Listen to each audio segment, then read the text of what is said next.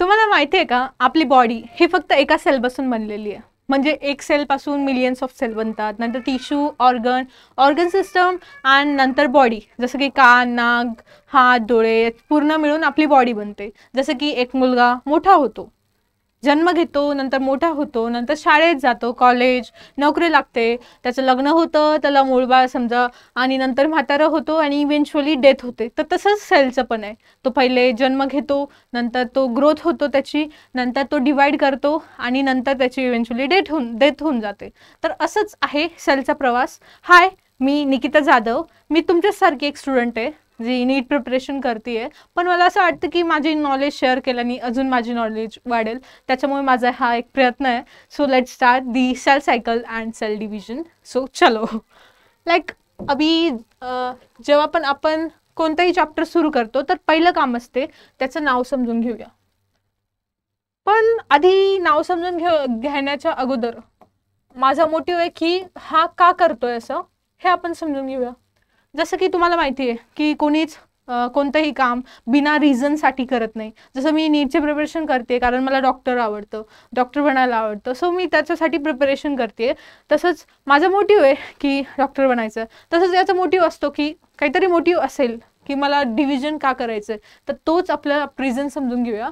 तर सगळ्यात पहिले हा एक रिझन आहे की सेलला आहे ना त्याचे नंबर इन्क्रीज करायचे.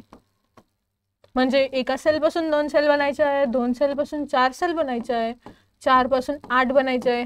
असंच त्याला काय करायचं आहे, इन्क्रीज करायचं आहे नंबर ऑफ सेल.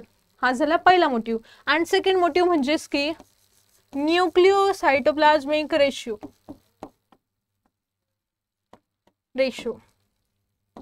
त्याला मेंटेन करायचं आहे. तू समझा? नहीं, तू नहीं समझा, क्योंकि ये नेम इतना बड़ा दिख रहा है की लगेगा की नाही यार कुछ तो भी डिफिकल्ट होगा, बट नाही, जसं त्याचं नाव आहे ना तसं त्याचं मिनिंग एकदम समजून घेऊया. सगळ्यात पहिले न्यूक्लिओ म्हणजे न्यूक्लियस आणि प्लाझम म्हणजे सायटोप्लाझम. याच्यात काहीच नाही आहे. एक सेल आहे, त्याच्यामध्ये न्यूक्लियस आहे आणि सायटोप्लाझम आहे. हा न्यूक्लियस या सेलला सांभाळू शकतोय कारण त्याच्या औकातमध्ये येते. पण जर सेलने ग्रोथ केली आणि त्याचे सायटोप्लाझम झालं खूप मोठं, इथं 1:1 रेशिओ होता. आता काय होता, न्यूक्लियस आणि सायटोप्लाझमचा 1:1 रेशिओ होता. पण इथं सायटोप्लाझम वाढलं, इथं 1:2 रेशिओ झाला. आता जे हा न्यूक्लियस आहे तो या सायटोप्लाझमला सांभाळू शकणार आहे का? नाही. म्हणून त्याला काय करावं लागणार आहे, डिवाइड करावं लागणार आहे. काय डिवाइड करावं लागणार आहे? सगळ्यात पहिले आधी आपण डिवाइड काय करणार आहे सांगा मला. सगळ्यात पहिले आपल्याला डिवाइड करावं लागेल न्यूक्लियस. का?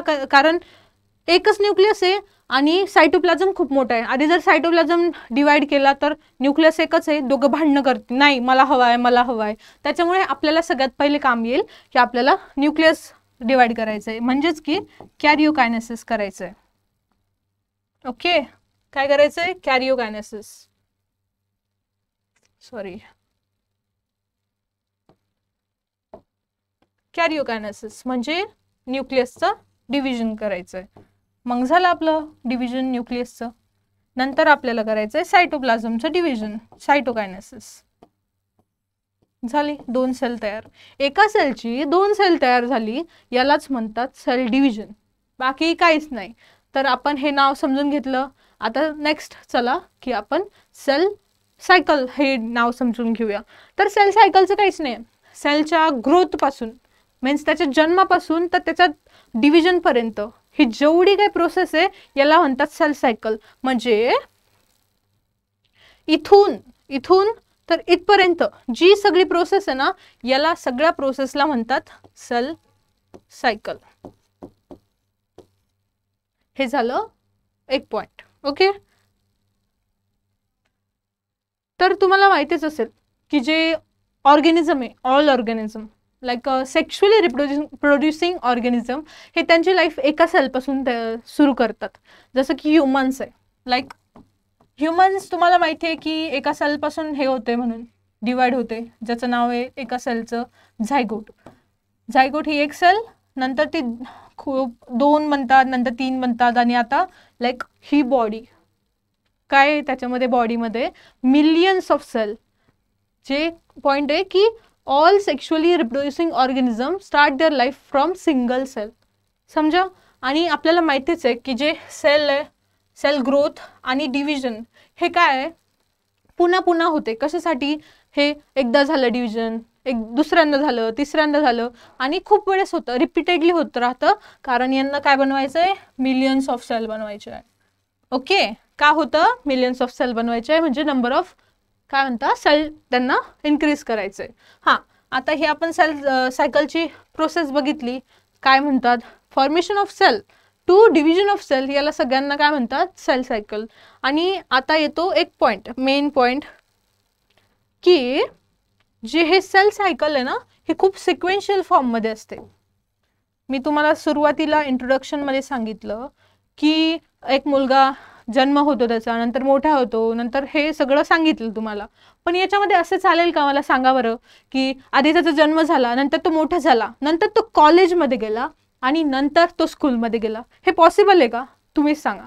नाही ना, हे पॉसिबल नाही आहे. कारण आपली लाईफ सिक्वेन्स मागते. तसंच या सेलचं पण आहे, त्याला पण एक सिक्वेन्स पाहिजे, त्याला पण एक सिक्वेन्शियल फॉर्म पाहिजे. कारण त्याला इंटॅक्ट जिनोम मिळावं म्हणून. कशामुळे पाहिजे सिक्वेन्स, कारण त्याला इंटॅक्ट जिनोम मिळावं म्हणून हे सिक्वेन्शियल फॉर्ममध्ये असतं. ठीक आहे, हे पॉईंट समजलं तुम्हाला. नंतर आपण बघूया की ग्रोथ. हां, ग्रोथ आणि रिप्रोडक्शन हे जे दोन पॉईंट आहे, हे सेलचे कॅरेक्टरिस्टिक आहे.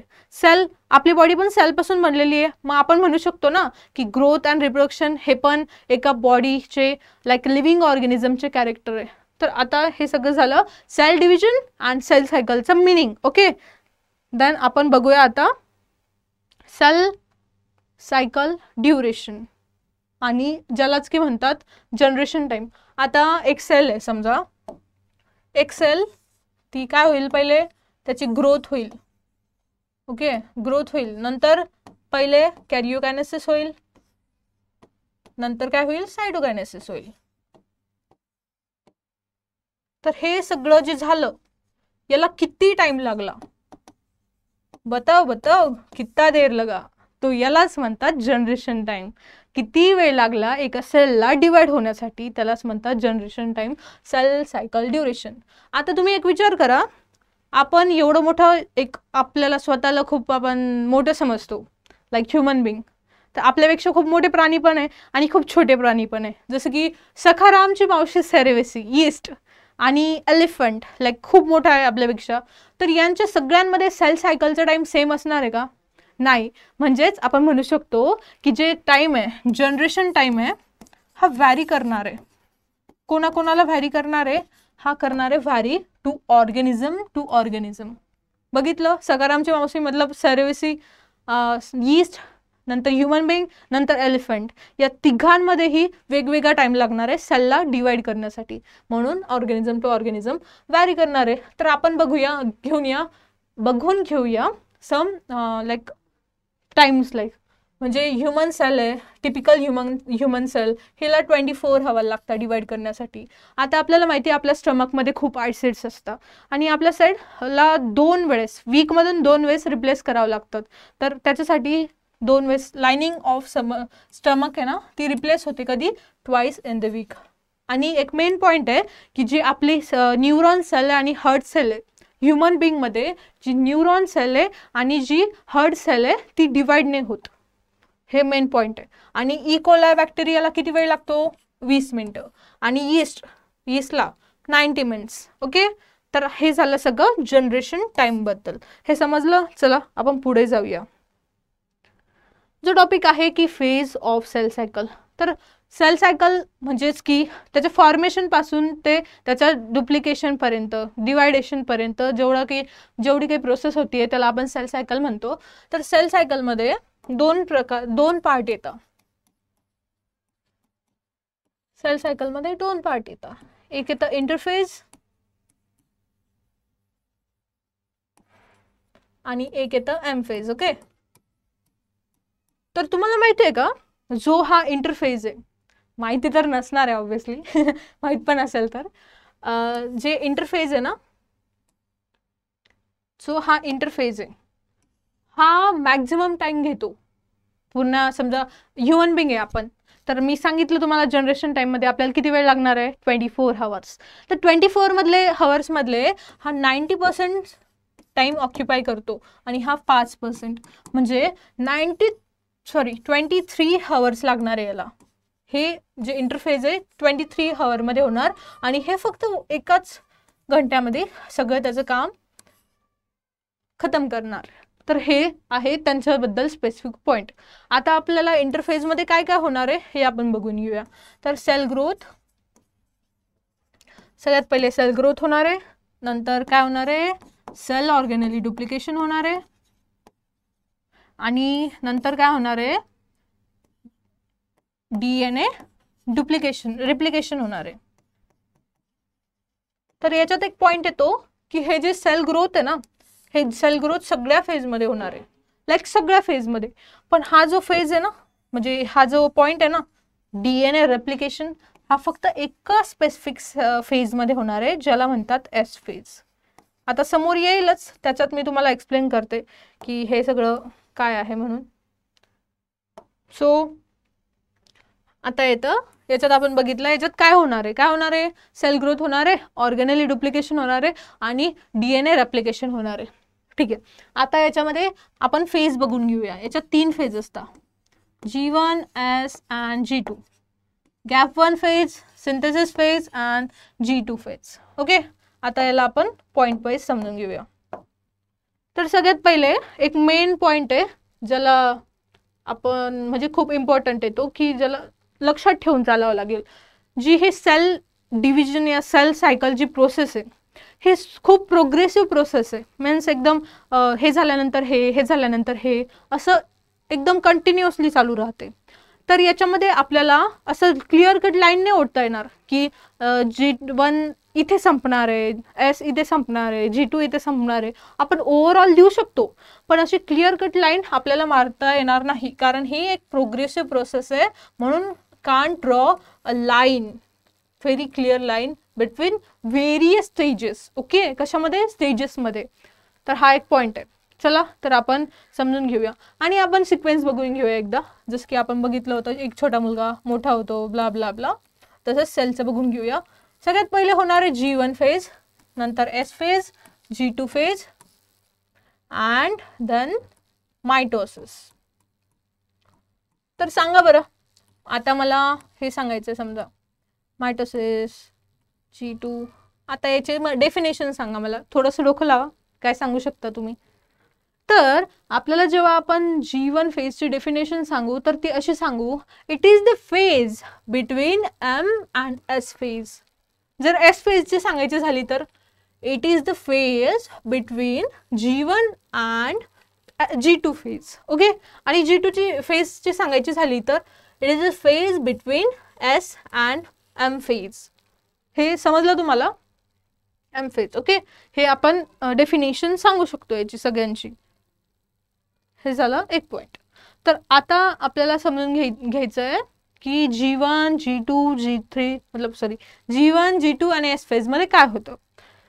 तर आधी एक लाईक समजा G1 फेज आला, तर मी तुम्हाला सगळ्यात पहिले सांगितलं होतं जे सेल ग्रोथ आहे सगळ्या फेजमध्ये होणार आहे.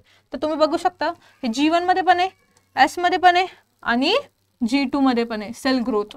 आणि दुसरा पॉईंट काय सांगितला होता, जो की एक स्पेसिफिक पॉईंट आहे, तो म्हणजे रिप्लिकेशन ऑफ DNA कुठे होतो, फक्त S फेजमध्ये होतो.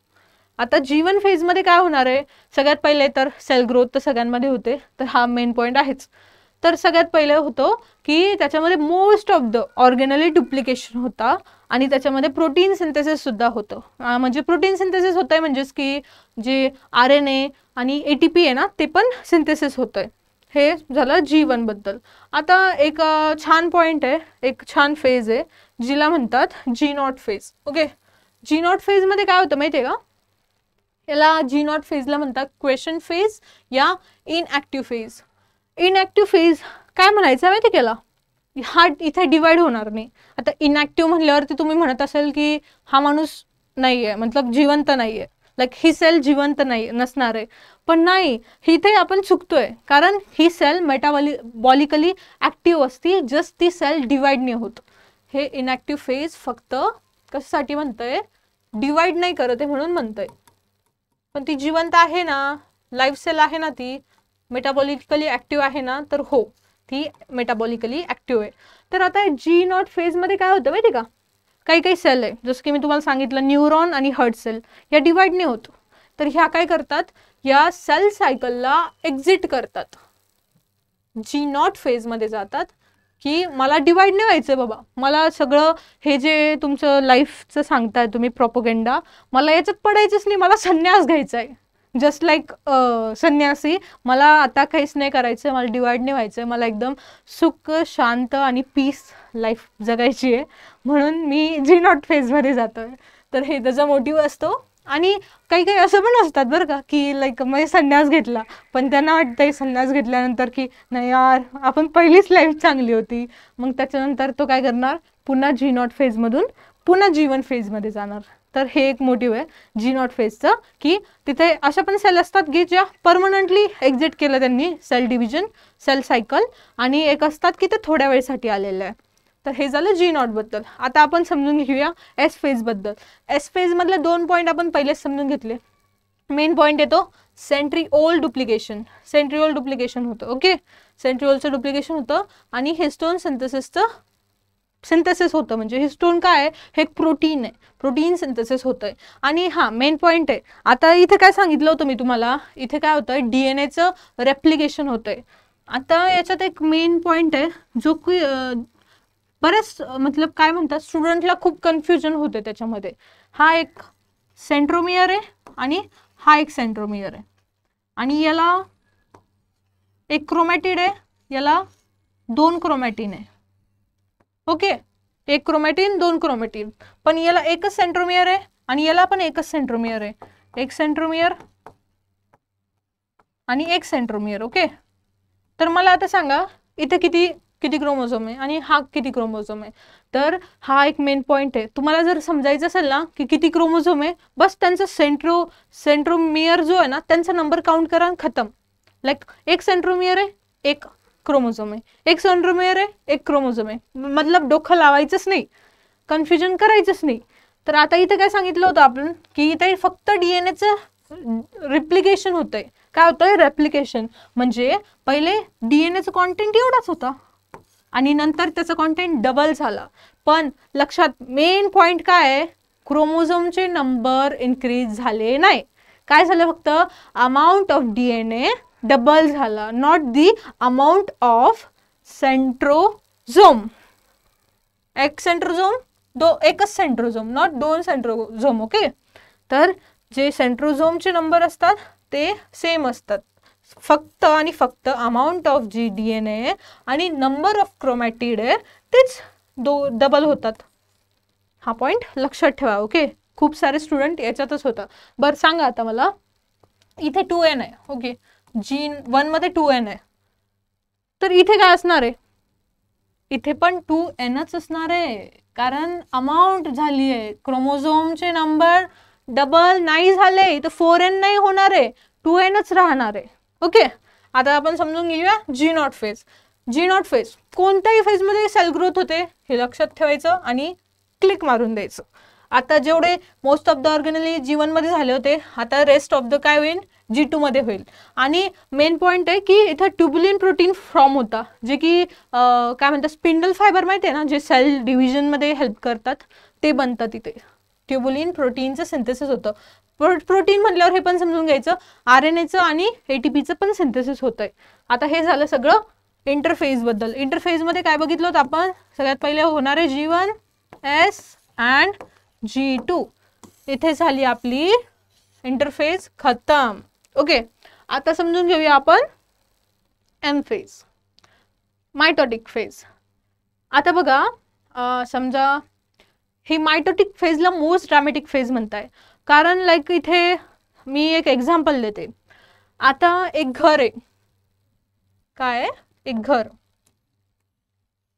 ज्याच्यात एक खिडकी आहे, एक दरवाजा, एक किचन वगैरे एकच आहे, आणि जिथे 2 भाऊ राहतात.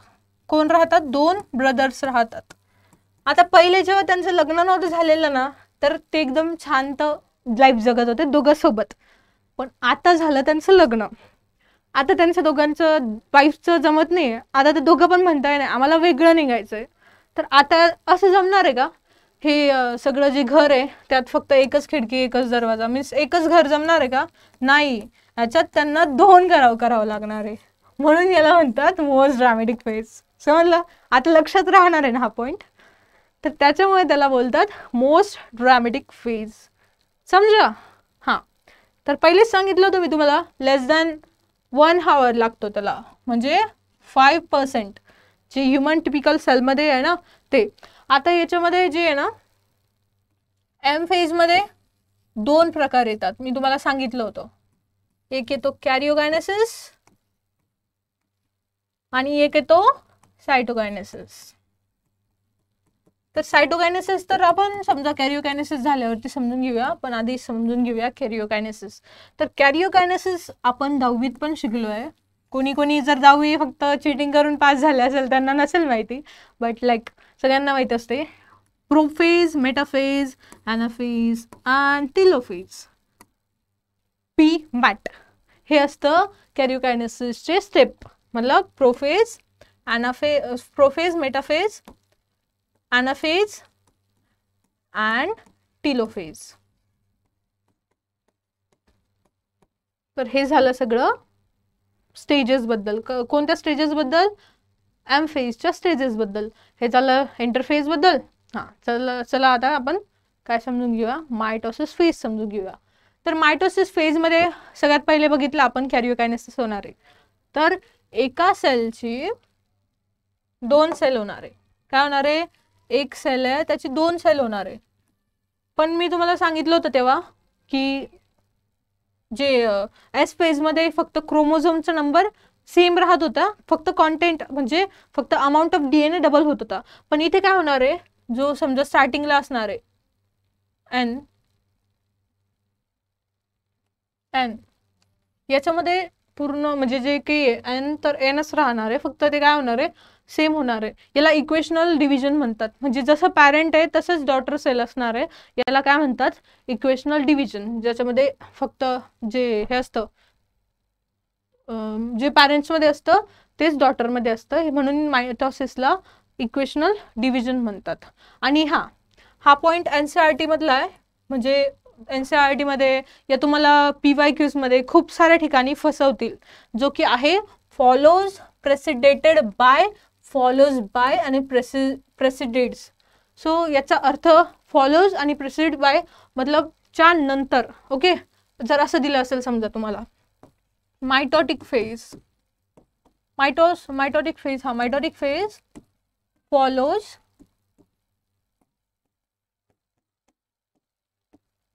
G0 phase. तर याचं म्हणणं काय आहे, फॉलोज म्हणजे काय, च्या नंतर. मायटोसिस फेजच्या नंतर G2 फेज येतो, असं याचं म्हणणं आहे. तर हे बरोबर आहे ना? हां, पण इथेच जर फॉलो बाय असतं तर हे झालं असतं चुकीचं. तर हे PYQचा पॉईंट आहे. आणि PYQs मध्ये या 2 वर्डवरतून फॉलो आणि फॉलोज बाय वरतून फसवतात, म्हणून हा एक लक्षात ठेवा. तर आता येऊया आपण प्रोफेजवरती. ठीक आहे, आता आपण पी मॅट शिकूया. सगळ्यात पहिले काय होणार आहे माहिती आहे का? प्रोफेजमध्ये सगळ्यात अर्ली प्रोफेज असतो. त्याच्यामध्ये काय होतं, जे DNAचं कॉन्टेंट असतं ते टँगल्ड असतं, म्हणजे गुंतलेलं असतं, इकडे तिकडे सगळं पांगलेलं असतं आणि त्यांचं काहीच अत्तापत्ता नसतो. म्हणजे सगळं त्यांच्या ज्याला जसं करायचं ना तसं करतंय सगळे. म्हणून इथे जे टँगल्ड DNA, काय टँगल्ड DNA. आणि याच्यामध्ये काय होतं, सगळ्यात पहिले इनिशिएशन ऑफ कॉन्डेन्सेशन होत राहतं. पहिले असंच गुंतलेले होते, म्हणजे असं इकडे तिकडे पांगलेले होते. पण अर्ली प्रोफेजमध्ये काय होणार आहे, यांचं इनिशिएशन होणार आहे. कशाचं? कॉन्डेन्सेशन ऑफ DNAचं. म्हणजे पहिलेच म्हणजे इनिशिएशन होतंय, फक्त पूर्ण कंडेन्सेशन नाही होते. आणि याच्यामध्ये काय होणार आहे, जे सेंट्रोझोम आहे, सेंट्रोझोम मतलब सेंट्रोमियर आणि ते साईडचं मिळून त्याला सेंट्रोझोम म्हणतात. तर ते अपोजिट साईडला मूव्ह करतील, स्टार्ट करतील, फक्त मूव्ह, पूर्ण टोटली मूव्ह होणार नाही. आणि लेट प्रोफेजमध्ये आता काय होणार आहे, पहिले काय होतं, कॉन्डेन्सेशन स्टार्ट झालं होतं फक्त. आता त्यांचं कॉन्डेन्सेशन थोडंफार झालंय, नॉट कम्प्लिटली नाही, फक्त डिसेंट कॉन्डेन्सेशन झालेलं आहे. डिसेंट कंडेंट झालेलं आहे त्यांचं, टोटली नाही झालेलं आहे, आणि आता ते अनटँगल झाले, म्हणजे गुंतलेलं नाही आहे. पहिले गुंतागुंती झालेली होती, आता ते एकदम सिस्टमॅटिकली आहे. आणि याच्यामध्ये एक पॉईंट आहे की यांच्यामध्ये जे न्यूक्लिअर एन्व्हलप असतं, जे nuclear envelope ER, GC, nucleolus, हे सगळं डिसअपियर होत राहतं. म्हणजे जे गॉल्जी बॉडी आहे, न्यूक्लिओलस आहे, एंडोप्लाझ्मिक रेटिक्युलम आहे, हे सगळं डिसअपियर व्हायला सुरू होतं at the end of prophase. Totally disappear नाही होत, स्टार्ट होतं फक्त. आता आपण हे झालं पूर्ण कशाबद्दल, प्रोफेजबद्दल. आता समजून घेऊया मॅट मतलब मेटाफेजबद्दल. तर मेटाफेजमध्ये सगळ्यात पहिले मेटाफेज ट्रान्झिशन मेटाफेज येतो. ट्रान्झिशन मेटाफेजमध्ये काय होतं माहिती का, जे आपण प्रोफेजमध्ये बघितलं होतं सेंट्रोझोम आहे, सेंट्रोझोम हे त्यांच्या अपोजिट साईडला जात होते, आता ते पोहोचलेले अपोजिट साईडला, reached at the opposite side. आणि आता 2 क्रोमॅटिड एकदम जुडणार आहे, लाईक एका फेजला येणार आहे, मतलब मेटाफेजिक प्लेट तयार होती at the end of metaphase. तर ते स्टार्ट करतात एकदम लाईनमध्ये जॉईन करायला, आणि त्याच्यामध्ये स्पिंडल फायबर अटॅच होतं. कशाला, कायनेटोकोरला. कायनेटोकोर काय असतं माहिती का, आता हा आपला काय आहे, क्रोमोझोम. ओके, क्रोमोझोमला इथे असतं कायनेटोकोर. तर कायनेटोकोरला जॉईन होतं स्पिंडल फायबर. कशाला जॉईन होतं, कायनेटोकोरला. तर हे कायनेटोकोर आणि हे स्पिंडल फायबर हे एकामेकांना जॉईन होतं, आणि at the end of metaphase काय होतं, एक मेटाफेजिक प्लेट जॉईन होते. जर तुम्हाला विचारतील आता तुम्हाला क्रोमोझोमची मॉर्फोलॉजी बघायची आहे, तर तुम्ही कुठे बघणार आहे, प्रोफेजमध्ये बघणार आहे का, जिथे क्रोमोझोमचा आत्तापत्ताच नव्हता, इकडे तिकडे गुंतलेले होते ते. पण इथे तसं नाही आहे, इथे ते एकदम डिसेंटपणे एका लाईनने, एका शांत सभ्य पोरांसारखे एका लाईनमध्ये उभं राहिलेले. मग तुम्ही आता काउंट करू शकणार आहे किती मुलं आहे म्हणून. तसंच मॉर्फोलॉजी पण आपण इथे हे करू शकणार आहे, कारण इथं कम्प्लीट कंडेन्सेशन झालेलं आहे. जे स्टार्ट कधी झालं होतं, अर्ली प्रोफेजमध्ये स्टार्ट झालं होतं काय, कंडेन्सेशन ऑफ क्रोमोझोम, आणि इथे कम्प्लीट झालेलं आहे, म्हणून आपण मॉर्फोलॉजी इथे स्टडी करतो. हा मेन पॉईंट आहे ज्याच्याकडून MCQs पण बनतात.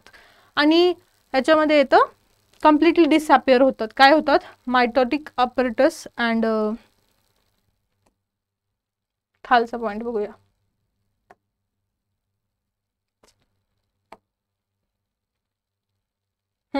आणि आता जे मेटाफेज आहे ना, मेटाफेजमध्ये काय होतं माहिती का, जे आपण बघितलं होतं लेट प्रोफेजमध्ये म्हणजे डिसअपियर व्हायला लागतात. कोण, जे एन्व्हलप आहे, ER, न्यूक्लिओलस, ते सगळं डिसअपियर व्हायला लागतात. तर हे इथे कम्प्लिटली डिसअपियर होऊन जातात, काय, एन्व्हलप. ओके, आणि इथे मायटोटिक अपरेटस फॉर्म होतो. कशामध्ये, मेटाफेजमध्ये.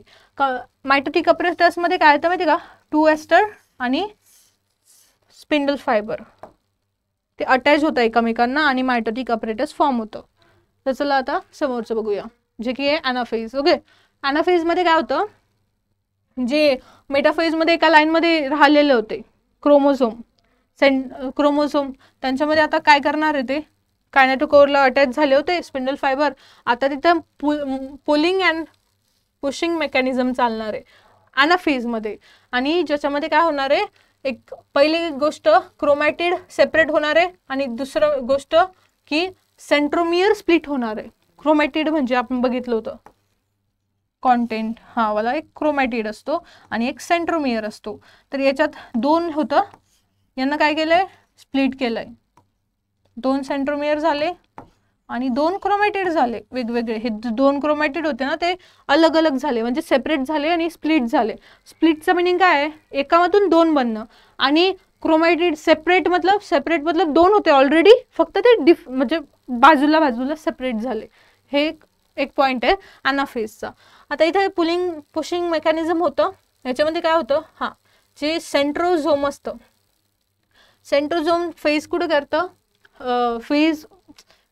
जे पूर्ण काय म्हणता येईल, क्रोमोझोम म्हणता येईल, क्रोमोझोम. तर हे काय करणार आहे, ट्रेल बिहाइंड आणि फेस सेंट्रोझोम, याच्याकडे फेस होणार आहे, ट्रेल होणार आहे बिहाइंड. तर हे होतं सगळं. आणि याच्यामध्ये काय माहिती का, आपल्याला सेल युनिटमध्ये शिकवलं होतं IVJ शेप. तर याला म्हणतात ॲनाटॉमी ऑफ क्रोमोझोम. तर हे कुठे शिकवतात माहिती का, ॲनाफेजमध्ये. इथेच ॲनाटॉमी हे करतात, काय म्हणतात, स्टडी करतात, कारण इथे पुल करताय आणि त्यांचे शेप इव्हेंच्युअली समजतो आपल्याला. आता नंतर येतं टिलोफेज. टिलोफेजमध्ये काय होतं, हे एक अशी प्रोसेस आहे जी रिव्हर्स ऑफ प्रोफेज आहे. प्रोफेजमध्ये काय होतं तर डिसअपिअर होतं ते एनव्हलप, पण इथे काय होणार आहे, एनव्हलप पुन्हा बनणार आहे, रिअपिअर होणार आहे, आणि क्रोमोझोम तिकडे बनत होते तर इकडे ते तुटणार आहे, म्हणजे असं गुंतागुंती पुन्हा करणार आहे. तर हे टिलोफेज बद्दल. आता नंतर येऊया आपण सायटोकायनेसिस बद्दल. हे झालं पूर्ण आपलं पीमॅट बद्दल. आता येऊया सायटोकायनेसिस. सायटोकायनेसिस म्हणजे सायटोप्लाझमचं डिव्हिजन. तर ॲनिमलमध्ये तर एकदम सिम्पल आहे. ॲनिमलमध्ये काय होतं, एक फिरो तयार होते, एक काय म्हणतात त्याला, फिरो तयार होते आणि त्याच्यामुळे ते डिवाइड होते, कॉन्ट्रॅक्टाईल रिंग होते. म्हणजे आता एक सांगते मी तुम्हाला. आता समजा एक सेल आहे, ॲनिमल सेल आहे, त्याच्यामध्ये आता झालेलं आहे कॅरिओकायनेसिस, आता व्हायचं आहे सायटोकायनेसिस. तर एक इथे कॉन्ट्रॅक्टाईल रिंग फॉर्म होईल आणि नंतर काय होईल, फिरो, तर म्हणजे त्याला फिरो फॉर्म होईल, फिरो फॉर्मेशन होईल, मग ते असं असं असं होत जाईल आणि नंतर ते डिवाइड होऊन जाईल. फिरो फॉर्म होईल आणि डिवाइड होऊन जाईल.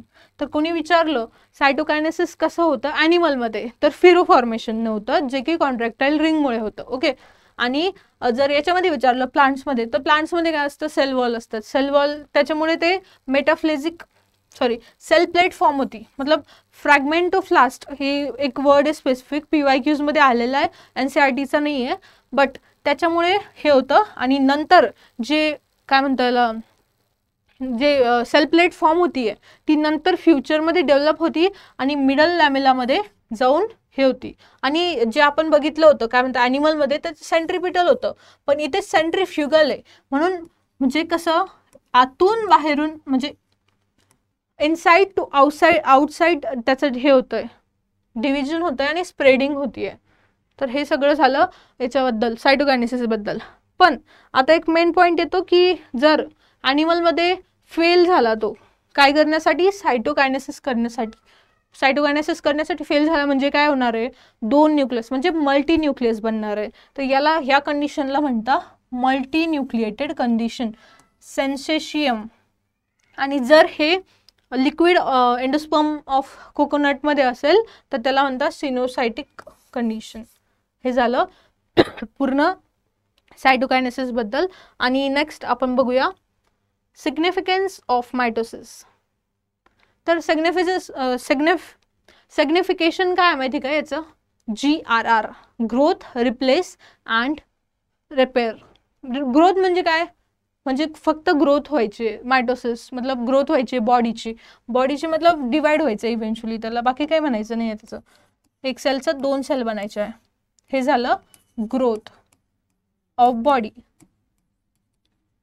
आता रिप्लेसचा मी एक्झाम्पल तुम्हाला दिलं होतं. आपल्या स्टमकची जी लायनिंग आहे ती काय होते, रिप्लेस होते इन एव्हरी 2 weeks. ओके, म्हणजे एका वीकमध्ये 2दा, ट्वाइस इन दी वीक. आणि रिपेअर म्हणजे आता समजा तुम्ही जाताय, बाईक चालवत जाताय, एकदम शांततेत बाईक चालवत जाताय, पण तिकडे तुम्हाला कोणीतरी दिसलं. आता तुमचं लक्ष डायव्हर्ट झालं आणि तुम्ही तिच्याकडे बघताय आणि बाईक चालवताय, समोरून कोणीतरी आलं आणि लाईक तुमचा ॲक्सिडेंट, बूम. तर आता तुम्हाला खूप लागलंय, तुमचं पूर्ण स्किन मतलब खरचटली आहे आणि तुम्हाला खूप म्हणजे हे झालंय, काय म्हणता, इंजुरी झाली. तर आता काय, आपली स्वतःची बॉडी त्याला रिपेअर करणार आहे, तर त्याला म्हणतात रिपेअर. ग्रोथ तर काय म्हणतात, इन्क्रीज इन सेल. आणि रिप्लेस काय, लायनिंग आपण बघितली स्टमकची, जी ओल्ड आणि डेथ सेल आहे त्याला इन्क्रीज करायची आहे. आणि एक पॉईंट आहे की जी RBC आहे ना ती रिप्लेस होती इन एव्हरी 120 days. आणि रिपेअरचं तर सांगितलं, जे आपण काय म्हणतात इंज्युअर झालेलं असेल तेव्हा एपिडर्मिस ऑफ द स्किन म्हणजे वरची स्किन ती रिपेअर करण्यासाठी सिग्निफिकन्स असतो. आणि याच्यामध्ये कोणते सेल प्रेफरन्स परफॉर्म करतात मायटोसिस. तर प्लांटमध्ये आहे ना तर दोघे पण असू शकतात, 2N आणि N. म्हणजे 2N कोणत्यामध्ये होईल माहिती का, अँजिओस्पर्म, जिम्नोस्पर्म म्हणजे हायर प्लांटमध्ये, आणि N फेज मतलब लोअर प्लांट्समध्ये, Nमध्ये जसं की ॲल्गी, ब्रायोफाईड. आणि जी ॲनिमलमध्ये ती 2Nच होईल, मेजॉरिटी 2N होईल, पण एकच आहे समजा त्याचं की मेल बी मतलब ज्यालाच की ड्रोन म्हणतात, याला सोशल इन्सेक्ट म्हणतात, तीच फक्त एनने हे होती, एनची हे होते समोर. तर हे होतं सगळं आपलं इंटरफेज मायटोसिस बद्दल, प्रोफेज, मेटाफेज, अनाफेज, टेलोफेज. आणि जो प्लांटमध्ये हा एक पॉईंट आहे चांगला की ही कंटिन्युअसली डिवाइड होत राहते कारण त्याच्यामध्ये मेरिस्टमॅटिक टिश्यू असते. आणि चला आता हे झालं मायटोसिस बद्दल खतम. आता आपण नेक्स्ट पार्टमध्ये बघूया मिओसिस बद्दल. So that's it about interphase, mitosis and cell cycle, cell division, everything. Next पार्टमध्ये आपण बघूया मिओसिस. Bye bye.